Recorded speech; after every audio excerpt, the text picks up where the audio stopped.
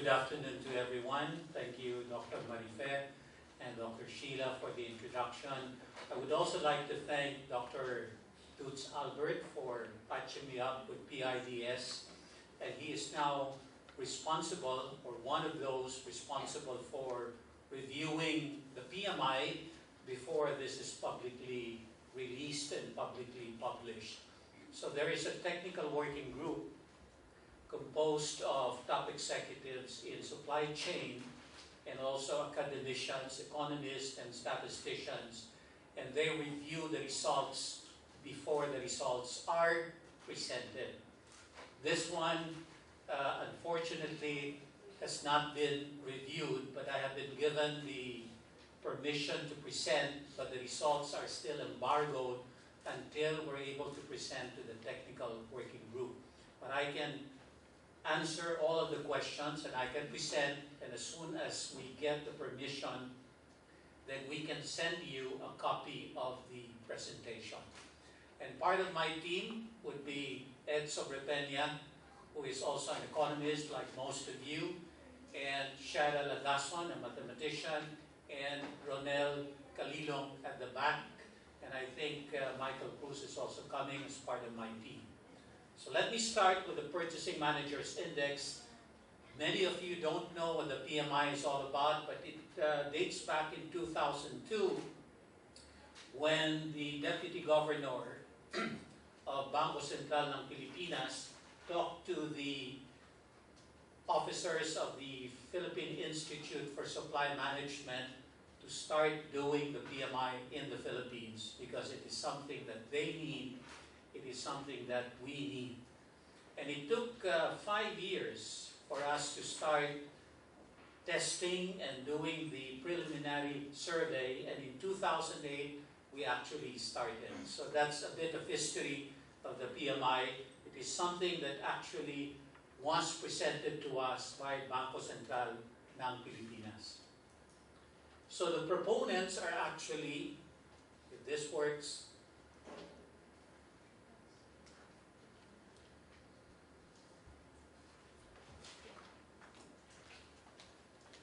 it is, the proponents are the Philippine Institute for Supply Management and its advocacy arm, the Foundation for the Society of Fellows in Supply Management, and then it is supported by Bangko Sentral ng Pilipinas and Punong Bayan and Aralio, and it is being conducted by iMetrics, Asia Pacific Corporation, and Strand Asia. It is an indicator of economic activity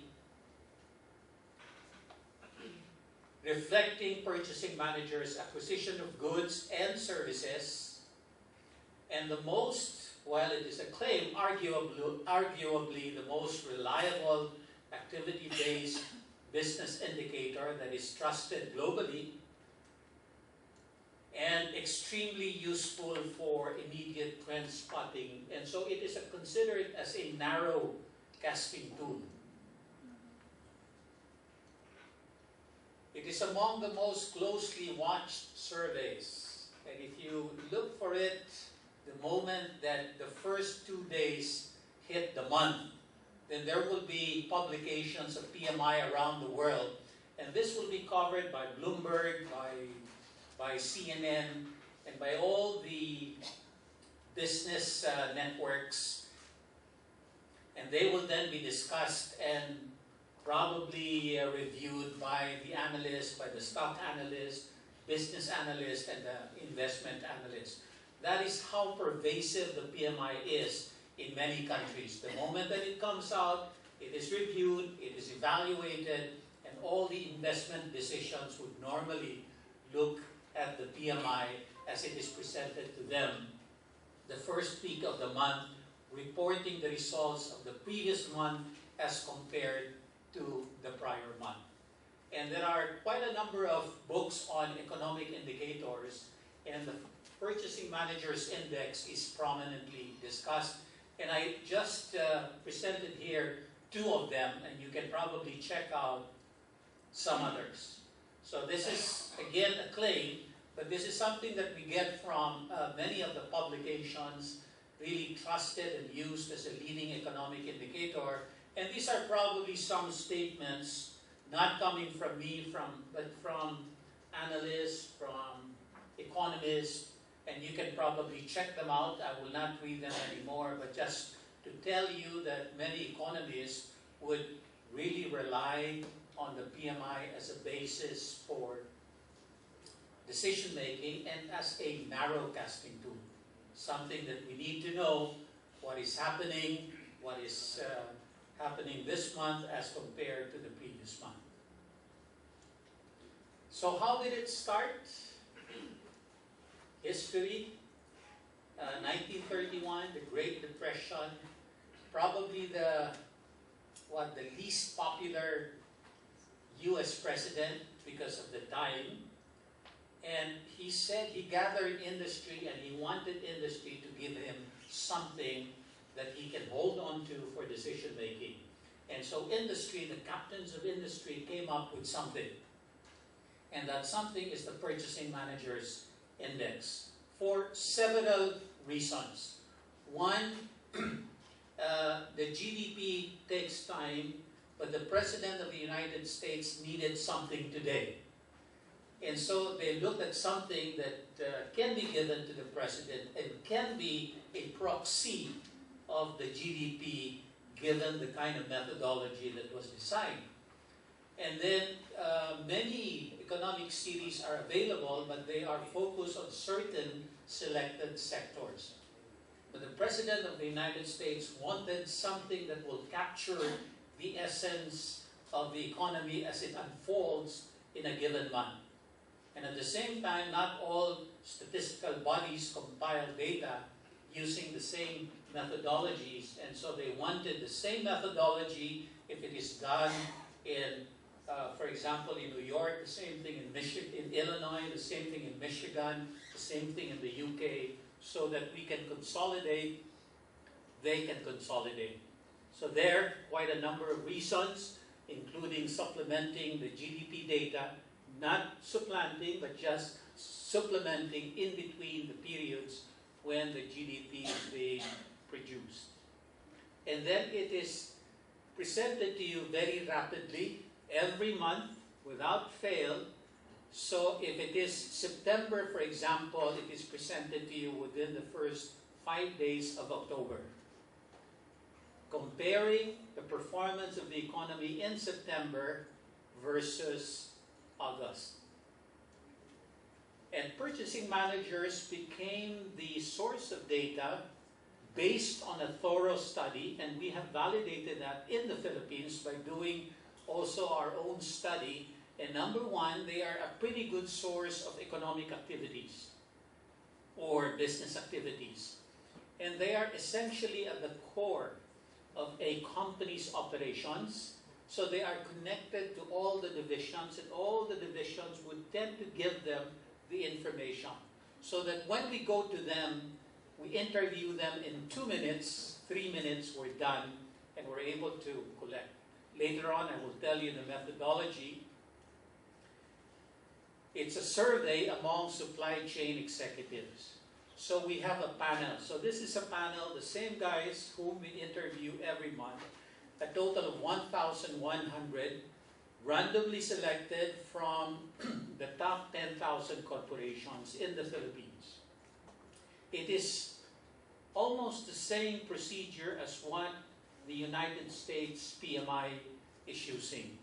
But some other PMIs like UK would extend their sampling frame to include the next 10,000.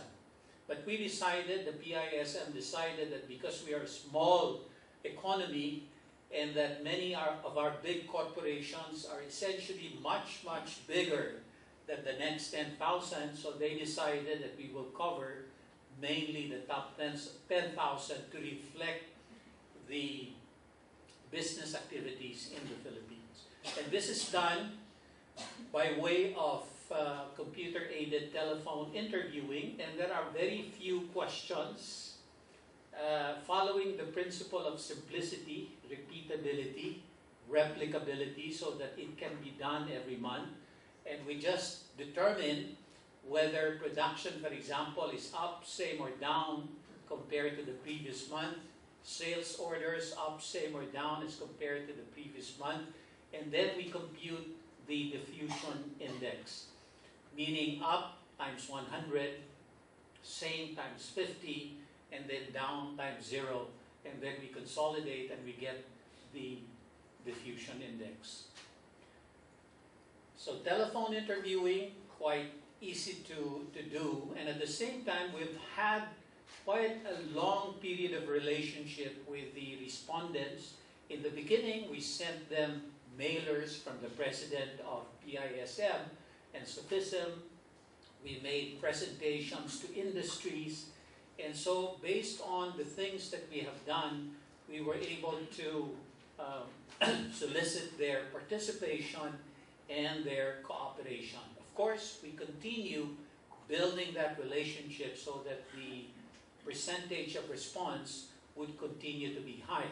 At any given month, about 80 to 85% of the respondents of the previous month survey would also be the respondents for the current month survey.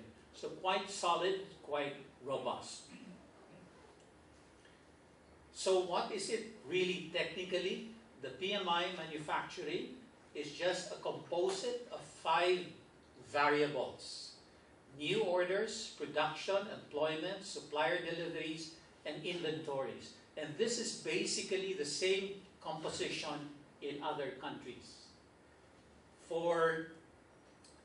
And then we also ask for certain commodities that are in short supply, in abundant supply, and then certain not commodities but basic inputs in production that have higher prices this month as compared to last month, and then production inputs with lower prices this month as compared to last month, coming from the supply chain managers. Then for retail wholesale, the same thing, 5 variables, except that production becomes purchases, and then sales revenues, employment, supplier deliveries, inventories. For services, we have 6 variables. Business activity, new orders, outstanding business, price charges, operating cost, and then employment. And all of these things we will discuss later on. And at the same time, we break down, and this is only being done in the Philippines because of its significance. We break down employment into regular employees, contractual employees, and then outsourced employees. And so we can see later how they interact, the regular, the contractual, and the outsourced, which is the end of endo, as they say. And then we consolidate the 3 using the gross value added of the 3 industries, and so we come up with a composite, which is then what we consider as the reflection of the economy. We also do something on e-commerce, on online payment. We ask them the percentage of revenues that would be done online, the percentage of purchases that would be done online, and the percentage of payments done online. But that will not be presented this afternoon. Okay, so let's now go to September 2016, which is something that was ready the first week of October. So we're kind of in the middle of October, but in the future, it's something that we can present to you much earlier. So manufacturing, we now have 99 months of reading. So that's what we're going to report, including September. Retail wholesale started in April 2009. So total of 90 months. I don't know if the years and the months are still correct. Services would be a total of 72 months of reading, and so therefore the composite would be likewise 72 months. So we have quite a number of data accumulated over time. Now, as a context, we would like to locate what I'm going to present against conditions in the global economy. And in June, World Bank was saying the global economy was stuck in a low growth track. But there have been some changes in the assessment, and we were looking for assessments, and McKinsey just released the global survey among top executives, and it seems that the global economy, based on that kind of a confidence and intention, has stabilized, if not starting to be more energetic. And so we see some positive changes, and we would like to see whether the PMI would also start reflecting that.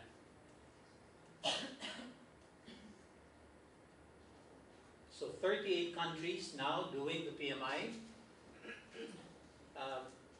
I think the Philippines was the 5th Asian country to do it. And you cannot see this from where you are. So this is a comparison of the Philippines PMI and the PMI of some selected countries.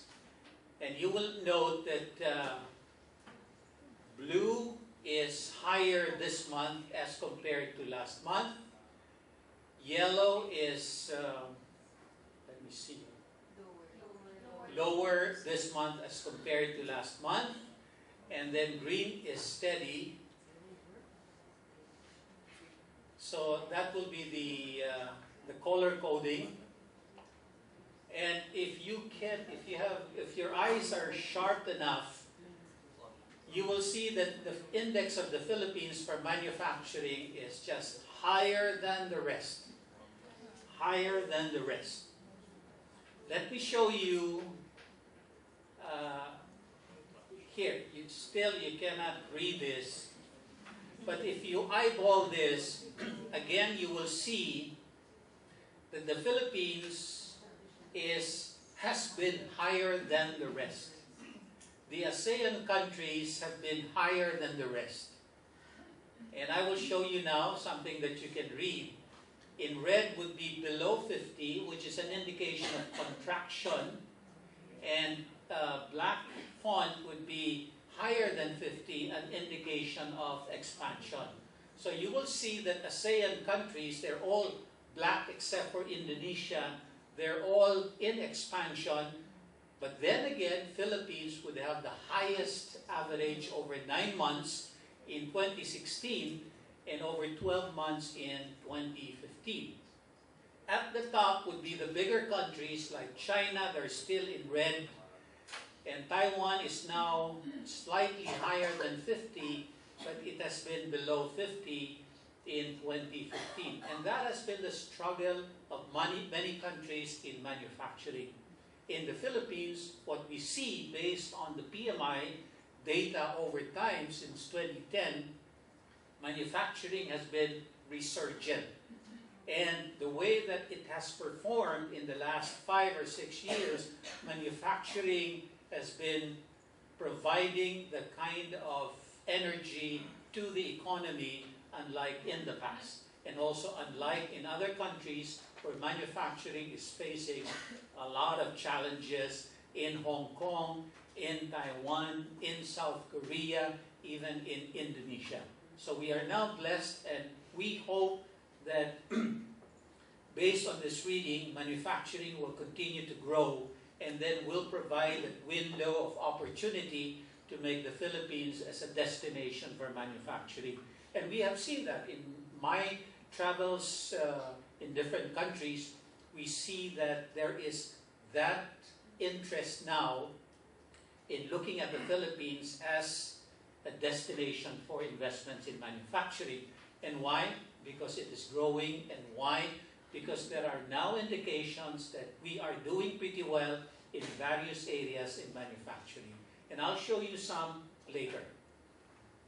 So let's look at the findings. This is the composite. This would be the GVA proportions that we are using, which we can change anytime. We don't want to change the proportions Every year we keep it constant, maybe for 3 years, then we change. So this is the way that we read. 50 is like threshold. More than 50 is expansion. Less than 50 is contraction. Okay, so let's look at the Philippine economy. Again, getting data from different sources. Even the IMF has given some kind of a positive interpretation to what they see in the Philippines in 2016 at least, and even to a certain extent 2017. So there are positive assessments for what will happen to the Philippine economy, at least for the remainder of the year. And even banks have upgraded. And today, Moody's also published their upgrade of the Philippine standard. So we see some good signs for the Philippine economy based on the assessments of different banks, and even World Bank and even IMF. And again, we would like to locate the PMI against those assessments.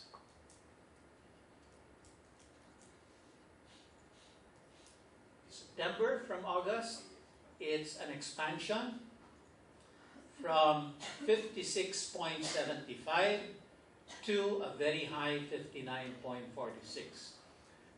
And if you could recall the numbers from the different countries, no one would probably approximate those numbers.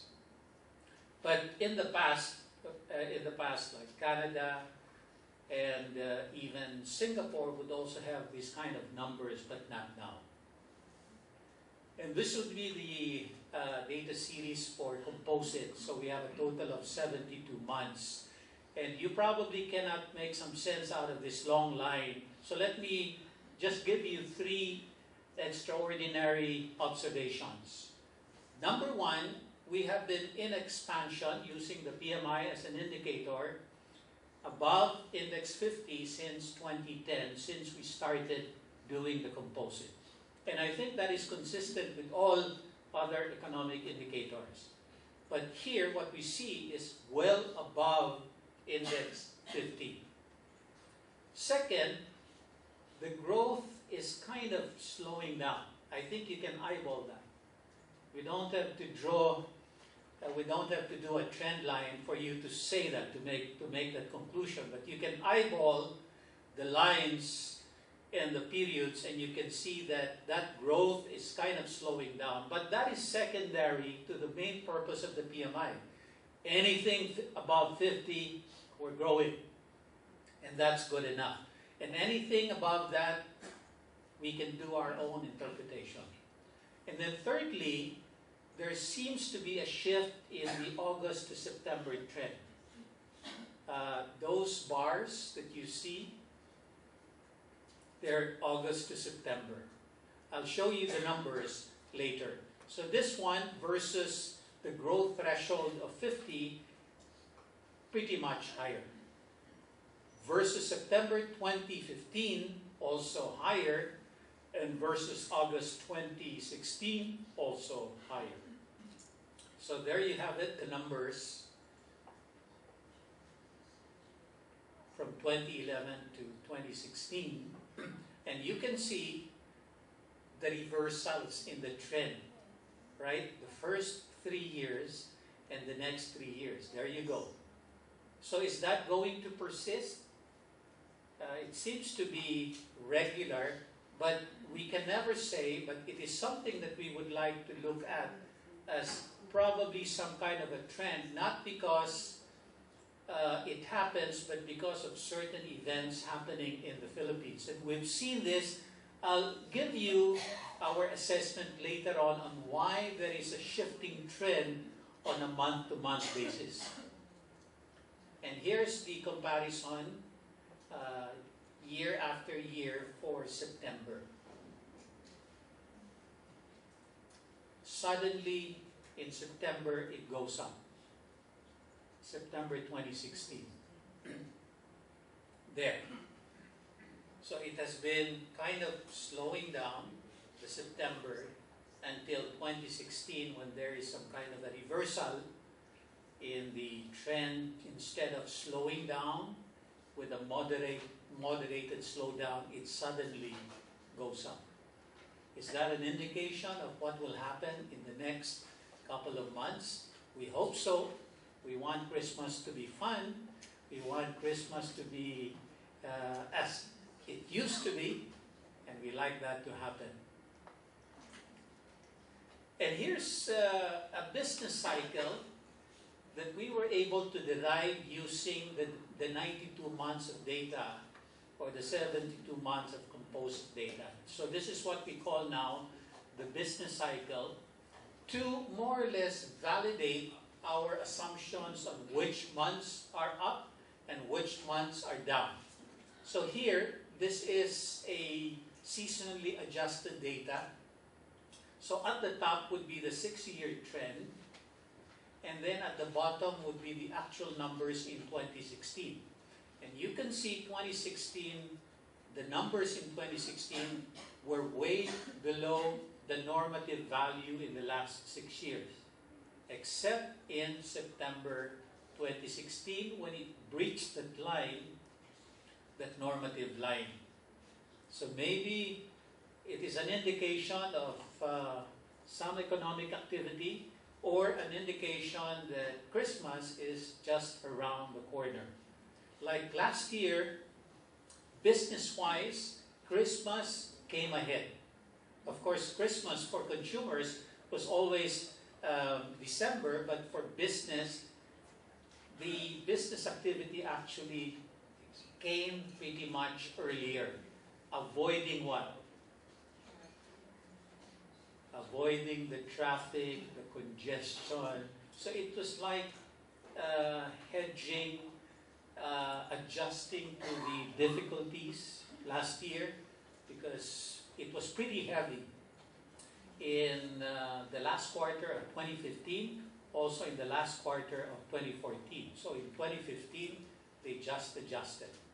They made Christmas not December or November, but August, September, and October. This is 2016, right? But not adjusted. So even if it's not adjusted, the normative values, you can see that 2016 numbers are still way below the normative line. And this is 2015. You can see that it was almost like the normative value in 2015. And you can see now the interpretation for the normative trend. Lowest point is actually January, when people got so tired of eating, partying, spending, and so there is a usual slowdown in consumer activities, in economic activities. But then again, you cannot stop the Filipinos from consuming, so it starts a gradual, cautious climb to the top until March, when it peaks again. And then something happens in April, which is usually the Holy Week, so it goes down. Let me just here. And then it goes up again in May, right? The fiesta, the celebrations, the summer outings, and so on. And then because of the rainy season, it goes down again. And then we have what businessmen would tell you, the ghost month in August. Right? So ghost month, nobody wants to invest. Ghost month, nobody wants to get married. Ghost month, nobody wants to have a baby born, and so on and so forth. But there is a reality to August being a ghost month, being a slow month. In business, this is the time when they start changing the models and then probably closing the plan so that they can calibrate the plan for the new models. And then start producing the new models, the new designs for the Burr months. And so that is the business assessment or the business description for the ghost month. But otherwise, tradition, it is just a tradition, and people really follow that tradition. And this is 2014, just normal, right? Normal, business as usual, 2014. Something happened in 2015, and then something happened in 2016. But even in 2014, you can see that point, the last point, which is December, something already happened in December 2014. And I think you can guess.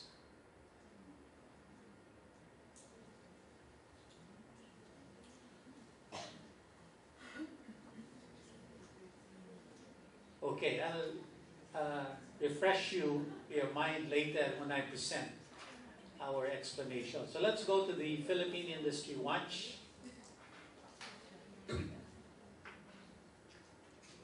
So manufacturing, this was the expectation for September by respondents in August, meaning up, right? That's the blue one, and the red one would be the actual. So there is a optimism index, which is about 15 points. So this is what they budget, this is what they tell you, but what happens is 15 points lower. Meaning that a lot of the companies, or most companies, would budget for 15 points more than what actually happens.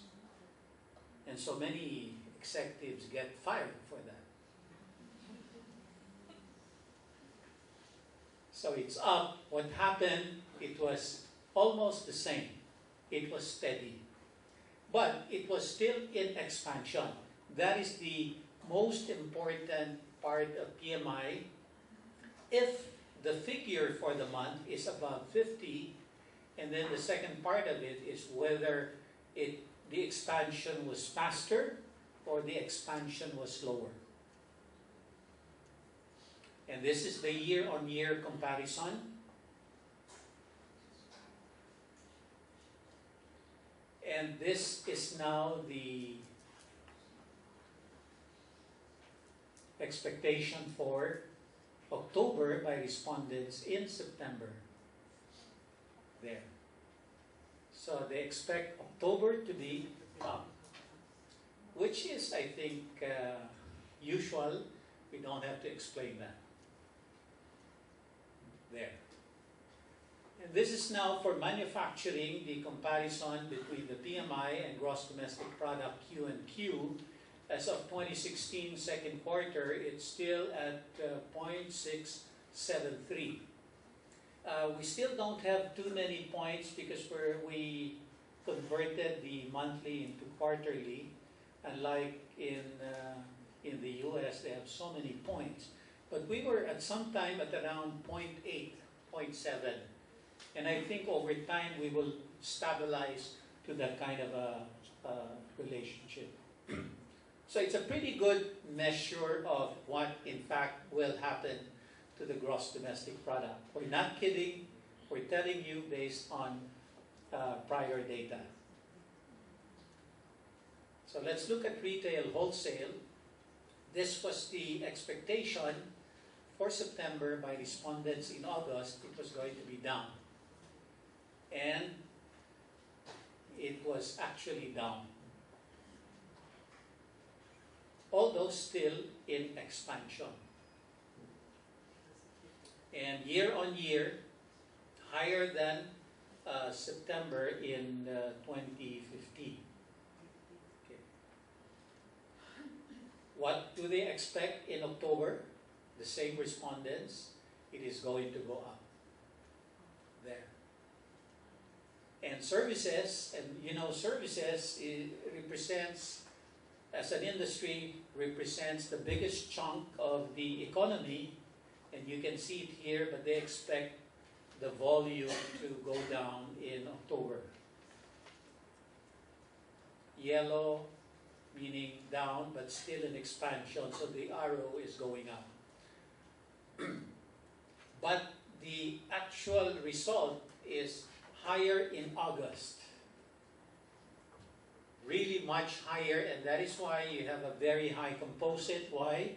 Because services would constitute 60% of the total PMI. So where the services go, that is where the PMI composite would go likewise. So here it went up, but nothing really lower or higher than the previous index of services. Really very high numbers for services. And I think this can be also evaluated as consistent with all the other indicators. And this is year on year, and as you can see, September is rather steady year on year. And for October, they expect business to go down. And I think it's going to go down. I think they did so much in September, and they don't want that to happen again. They have realized, the companies in services, that they cannot grow so fast. And so they have been moderating their growth, but last month something happened, and so they expect to kind of slow it down in October. And they will continue to do that. Still very high growth, but something at a level that is being moderated. There you go, the summary of their expectations for October.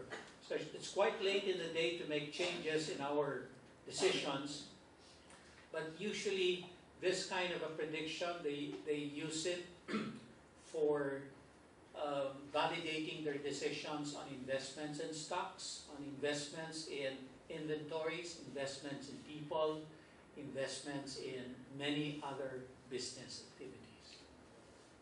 So here it is, supply chain. We track this. And as early as 2014, and I think the circle does not include the spike in 2014, we were able to predict the spike in the supply chain struggle, in the challenges in deliveries. Before it was even recognized as a national problem, we started reporting this to the industry and to government and to BSP around February 2014. You see that spike over there? There. And of course, since that being the first time, nobody was listening to us. Like when we reported the drop in August 2008, nobody was still listening to us. And then it really went down to its peak, to its lowest in January 2009. And then we said it is now going up, and again, nobody was listening to us. So these are the kind of developments that would tend to put more value to PMI. It's not the regularity of the line, because that's kind of boring when I report to you.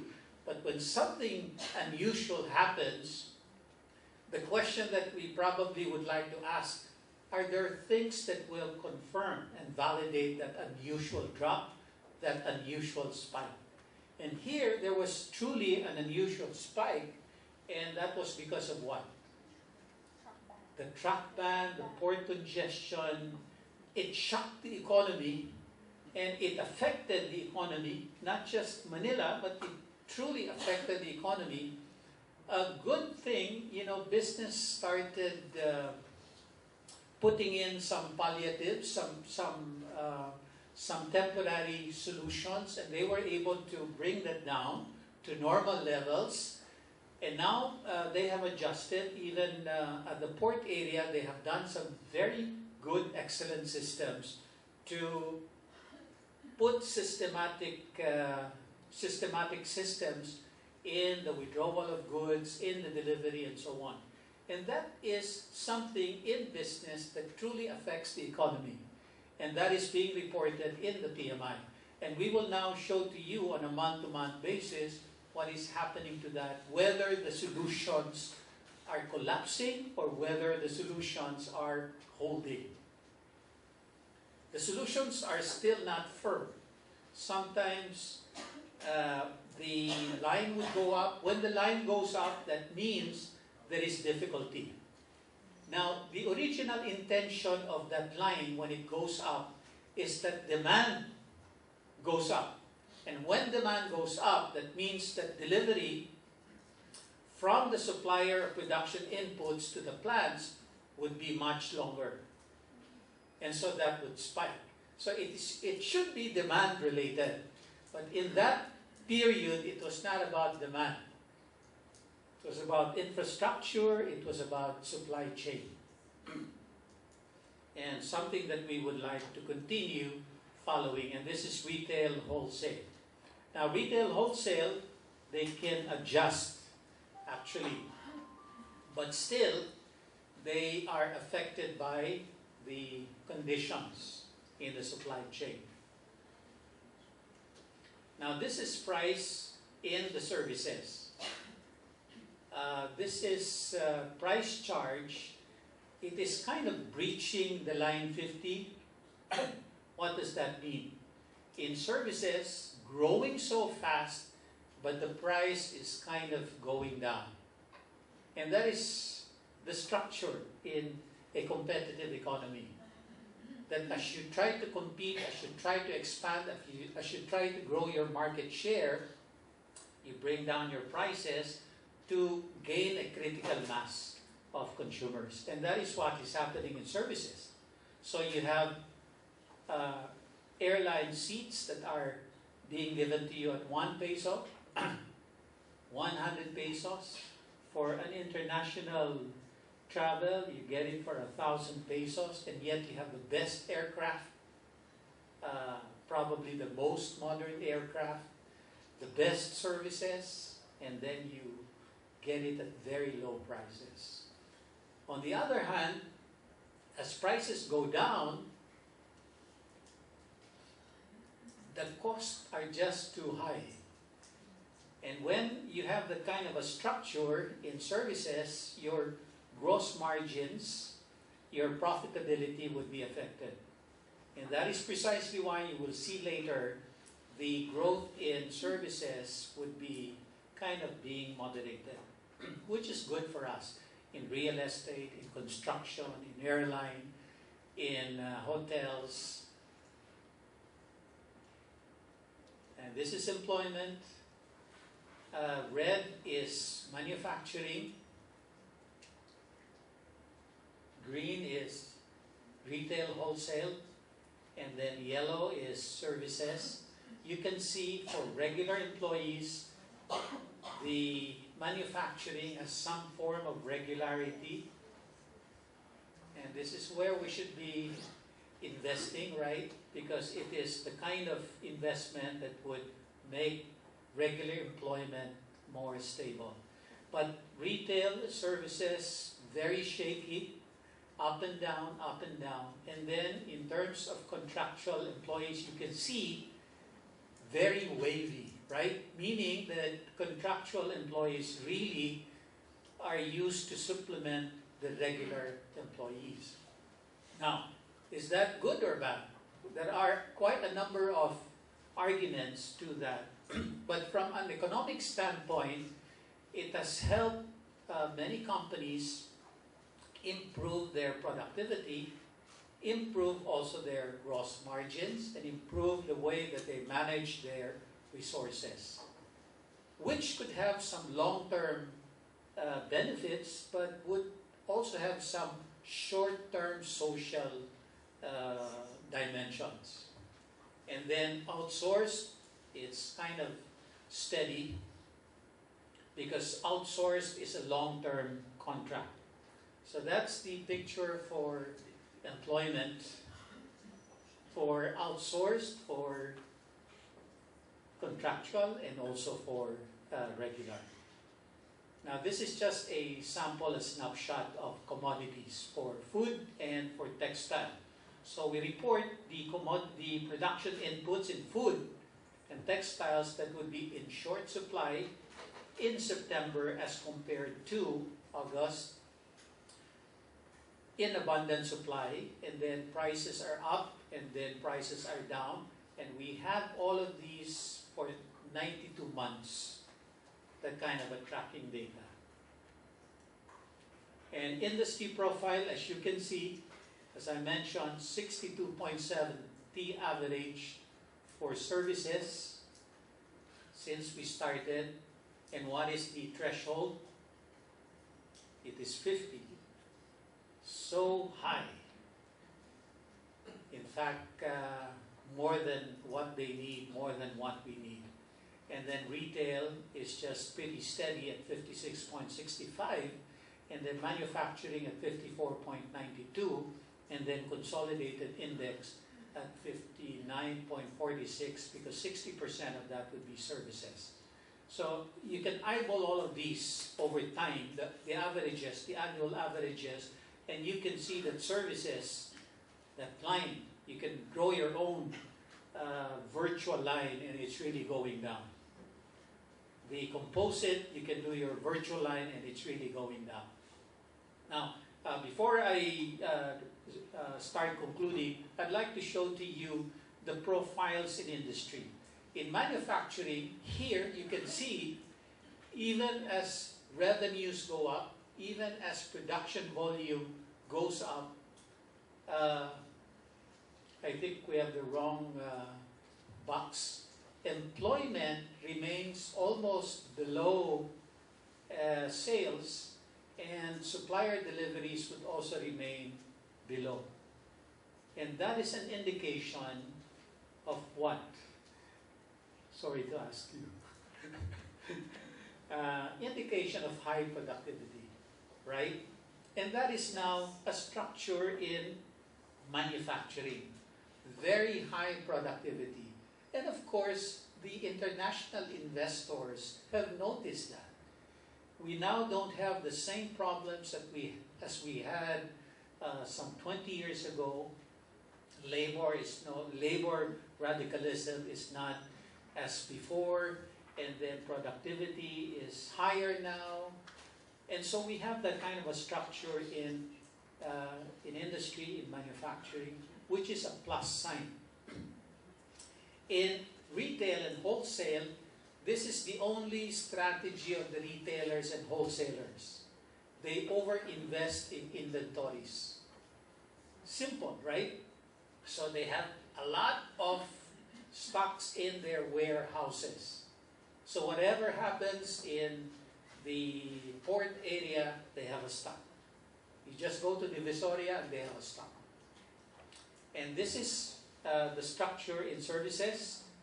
Very low price, but very high cost. And we should worry about this.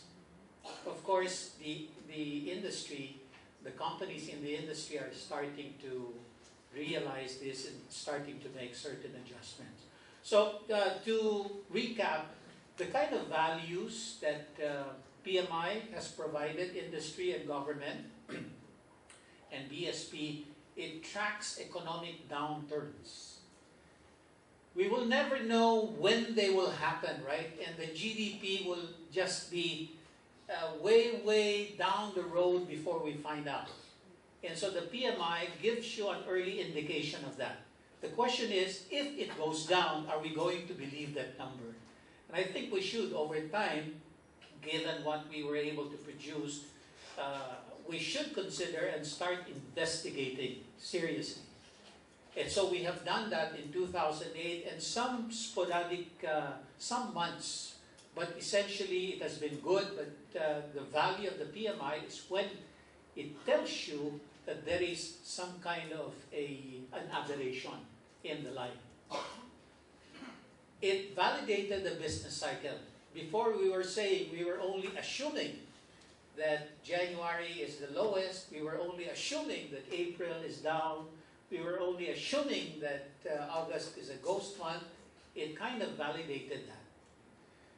And it checks the conditions in the supplier deliveries. So it can tell you when there is going to be a spike, when there is a problem in delivery from the suppliers to the manufacturers, before the costs start piling up. And it compares the Philippine economic performance versus the performance of other countries on the same methodologies, the same measures, and so on.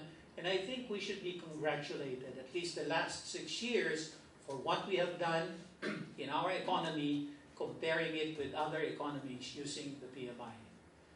And it also validates certain employment trends and provides a more positive social dimension in the use of regular, contractual, and outsourced. It's just one dimension, but it provides us some kind of a balance in our interpretation. And it tracks the slowdown, or the need for the services industry to really slow down. And finally, the productivity in manufacturing, how it is now present in our industries, how it is helping us create a better image among the investors around the world. And we show you the expectation next month. And I think that's the end of my presentation, and I will be glad to answer questions.